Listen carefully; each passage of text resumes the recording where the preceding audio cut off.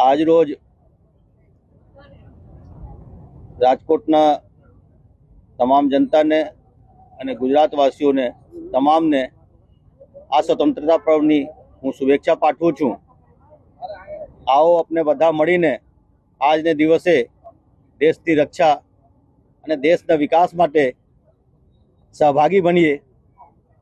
દેશ ઉત્તરોત્તર પ્રગતિ કરતા રહે તે મુજબ આપણે બધા મળીને કામ કરીએ। સાયબર ક્રાઇમના કિસ્સાઓ વધતા જાય છે, તેની સામે સાયબર લેબ પણ તૈયાર છે રાજકોટમાં। લોકો ફ્રોડથી બચવા માટે આપનો શું મેસેજ છે?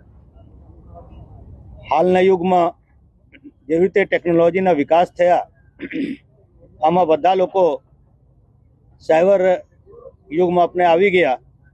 જેવી જ રીતે આપણે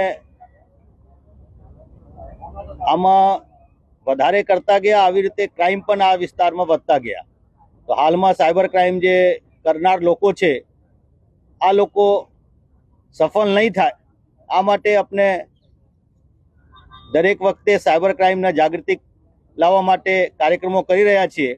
અને આ બધાને ફરીથી અનુરોધ છે કે કોઈ પણ સંજોગમાં આપ આ સાયબર ક્રાઇમના જે લોકો છે, આ ક્રાઇમ કરનાર જે આરોપીઓ છે, આ લોકોને સિકંજામાં નહીં આવો। જ્યારે પણ આપને કોઈ પણ શંકા જાય ત્યારે તરત જ પોલીસને સંપર્ક કરો। ખાસ કરીને આ ડિજિટલ એરેસ્ટ અને જુદી જુદી મોડસ ઓપરેન્ડીથી શેર બજારમાં પૈસા લગાવવાનું, બીજા કોઈ સ્કીમમાં પૈસા લગાવવાનું ને વળતર મોટા આપીએ, આ બધા લોભાવની ઓફરોથી આપ બચો।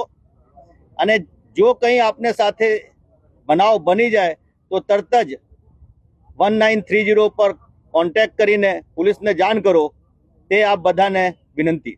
તહેવારો આવી રહ્યા છે, મોટાભાગે ઘણી બધી ઘટનાઓ તહેવાર આજ રોજ રાજકોટના તમામ જનતાને અને ગુજરાતવાસીઓને તમામને આ સ્વતંત્રતા પર્વની હું શુભેચ્છા પાઠવું છું।